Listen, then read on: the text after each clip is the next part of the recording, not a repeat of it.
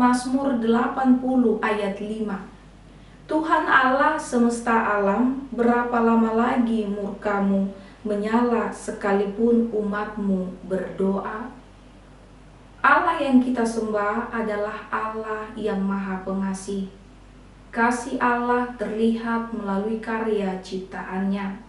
Allah menciptakan segala sesuatu yang ada di semesta alam ini dengan begitu sempurna dan baik. Namun, kesempurnaan tersebut telah rusak oleh karena manusia melakukan pelanggaran ataupun dosa. Diibaratkan oleh karena nila setitik, maka rusak susu sebelanga.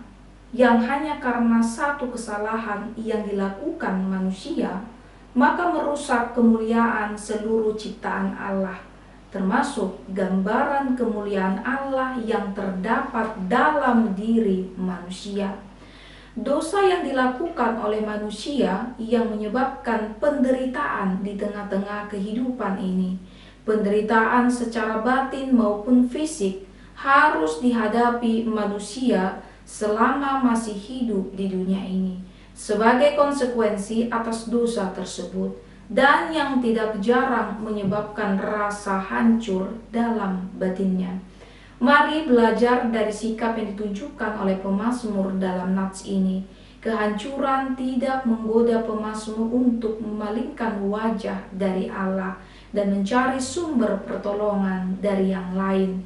Justru hal yang menyakitkan tersebut membuat dia semakin berdoa, memohon belas kasihan Tuhan Allah agar ia dikuatkan, dimampukan, dan dilepaskan dari kehancuran tersebut.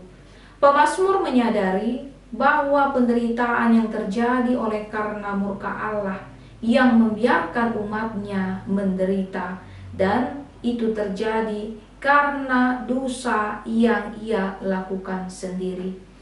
Saudara-saudari yang terkasih, salah satu sifat yang dimiliki oleh manusia adalah sifat yang gampang menyalahkan orang lain. Gagal ujian menyalahkan orang tua karena dianggap kurang memberikan bimbingan dalam belajar. Gagal berumah tangga menyalahkan pasangan yang dianggap tidak bertanggung jawab. Gagal berwirausaha karena dianggap keluarga kurang memberikan dukungan. Gagal bekerja dianggap karena rekan sekerja tidak dapat diajak bekerja sama, dan lain sebagainya.